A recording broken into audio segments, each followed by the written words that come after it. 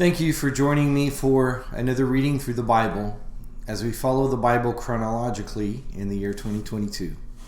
We are in Genesis chapter 4 today, reading from the Christian Standard Bible. It will be my intent that I'll occasionally skip through some of the readings to keep them brief, so not discouraging you from following all of that reading, but sometimes we'll skip, and I'll let you know when we do that. Genesis 4. The man was intimate with his wife Eve, and she conceived and gave birth to Cain. She said, "I have had a male child with the Lord's help." She also gave birth to his brother Abel. Now Abel became a shepherd of flocks, but Cain worked the ground. In the course of time, Cain presented some of the land's produce as an offering to the Lord. And Abel also presented an offering, some of the firstborn of his flock and their fat portions. The Lord had regard for Abel and his offering, but he did not have regard for Cain and his offering. And Cain was furious, and he looked despondent. Then the Lord said to Cain, "Why are you furious, and why do you look despondent? If you do what is right, won't you be accepted? But if you do not do what is right, sin is crouching at the door. Its desires for you, but you must rule over it." Cain said to his brother Abel, "Let's go out to the field." And while they were in the field, Cain attacked his brother Abel and killed him. Then the Lord said to Cain, "Where is your brother Abel?" "I don't know," he replied. "Am I my brother's guardian?" And then he said, "What have you done?" Sorry, just making sure I'm recording. "Your brother's blood cries out to me from the ground. So now you are cursed, alienated from the ground that opened its mouth to receive your brother's blood you have shed. If you work the ground, it will never again give you its yield. You will be a restless wanderer on the earth." But Cain answered the Lord, "My punishment is too great to bear. Since you are banishing me today from the face of the earth, and I must hide from your presence and become a restless wanderer on the earth, whoever finds me will kill me." And the Lord replied to him, "Well, in that case, whoever kills Cain will suffer vengeance 7 times over." And he placed a mark on Cain, so that whoever found him would not kill him. Then Cain went out from the Lord's presence and lived in the land of Nod, east of Eden. Cain was intimate with his wife, and she conceived and gave birth to Enoch. Then Cain became the builder of a city, and he named the city Enoch after his son. Irad was born to Enoch. Irad fathered Mehujael. Mehujael fathered Methuselah, and Methuselah fathered Lamech. Lamech took 2 wives for himself, one named Ada and the other named Zillah. Ada bore Jabal. He was the first of the nomadic herdsmen. His brother was named Jubal, and he was the first of all who played the lyre and the flute. Zillah bore Tubal-Cain, who made all kinds of bronze and iron tools, and Tubal-Cain's sister was Naamah. Lamech said to his wives, "Ada and Zillah, hear my voice. Wives of Lamech, pay attention to my words. For I killed a man for wounding me, a young man for striking me. If Cain is to be avenged 7 times over, then for Lamech it will be 77 times. Adam was intimate with his wife again, and she gave birth to a son and named him Seth, for she said, "God has given me another offspring in place of Abel." Since Cain killed him, a son was born to Seth also, and he named him Enosh. At that time people began to call on the name of the Lord. And this is the document containing the family records of Adam. On the day that God created the man, he made him in the likeness of God. He created them, male and female. And when they were created, he blessed them and called them mankind. Adam was 130 years old when he fathered a son in his likeness, according to his image, and named him Seth. And Adam lived 800 years after he fathered Seth, and he fathered other sons and daughters. So Adam's life lasted 930 years, and then he died. And then we skip down to verse 28. Lamech was 182 years old when he fathered a son, and he named him Noah, saying, "This one will bring us relief from the agonizing labor of our hands. caused by the ground the Lord has cursed. Lamech lived 595 years after he fathered Noah, and he fathered other sons and daughters.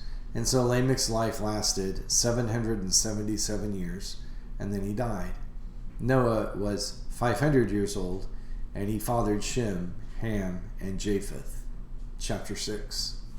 So when mankind began to multiply on the earth and daughters were born to them, the sons of God saw that the daughters of mankind were beautiful, and they took any they chose as wives for themselves.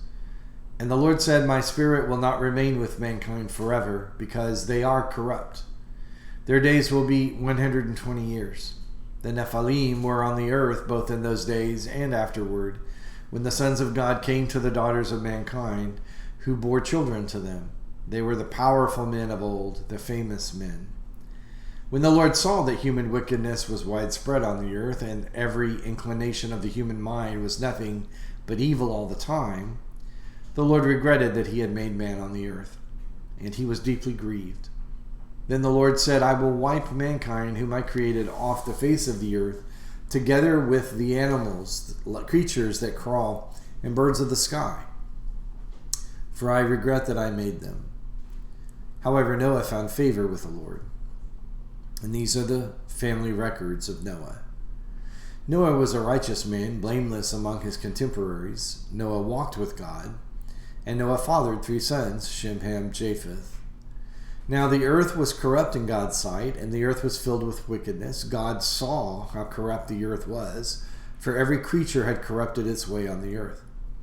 Then God said to Noah, I have decided to put an end to every creature, for the earth is filled with wickedness because of them. Therefore I am going to destroy them along with the earth. Make yourself an ark of gopher wood, make rooms in the ark, and cover it with pitch inside and outside. And this is how you are to make it. The ark will be 450 feet long, 75 feet wide, and 45 feet high. You are to make a roof, finishing the sides of the ark to within 18 inches of the roof. And you are to put a door in the side of the ark, make it with lower, middle, and upper decks. Understand that I am bringing a flood waters on the earth, to destroy every creature under heaven with the breath of life in it. Everything on earth will perish. But I will establish my covenant with you, and you will enter the ark with your sons, your wife, and your sons' wives. You are also to bring into the ark 2 of all the living creatures, male and female, to keep them alive with you. 2 of everything, from the birds according to the kinds, from the livestock according to their kinds, from the animals that crawl on the ground according to their kinds. They will come to you so that you can keep them alive. Take with you every kind of food that is eaten. Gather it as food for you and for them. And Noah did this, and he did everything that God had commanded him. Chapter 7. Then the Lord said to Noah, Enter the ark, you and all your household, for I have seen that you alone are righteous before me in this generation.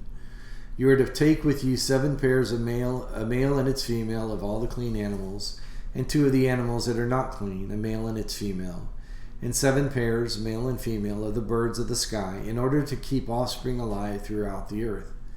7 days from now I will make it rain on the earth 40 days and 40 nights, and every living thing I have made I will wipe off the face of the earth.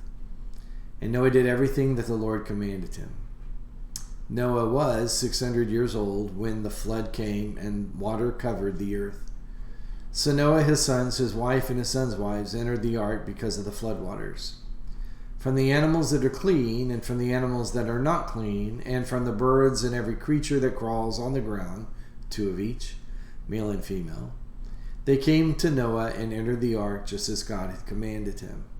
7 days later, the flood waters came on the earth. In the 600th year of Noah's life, in the 2nd month, on the 17th day of the month, on the day, all the sources of the vast watery depths burst open. The floodgates of the sky were opened, and the rain fell on the earth 40 days and 40 nights. On that same day, Noah and his 3 sons, Shem, Ham, and Japheth, entered the ark, along with Noah's wife and his 3 sons' wives. They entered with all the wildlife according to their kinds, all livestock according to their kinds, all the creatures that crawl on the earth according to their kinds, every flying creature, all the birds and every winged creature according to their kinds. 2 of every creature that has the breath of life in it came to Noah and entered the ark. Those that entered, male and female of every creature, entered just as God had commanded him, and the Lord shut him in. The flood continued for 40 days on the earth. The water increased and lifted up the ark so that it rose above the earth. The water surged and increased greatly on the earth and the ark floated on the surface of the water. Then the water surged even higher on the earth, and all the high mountains under the whole sky were covered. The mountains were covered as the water surged above them more than 20 feet. Every creature perished, those that crawl on the earth, birds, livestock, wildlife, and those that swarm on the earth, as well as all mankind. Everything with the breath of the Spirit of life in its nostrils, everything on dry land died.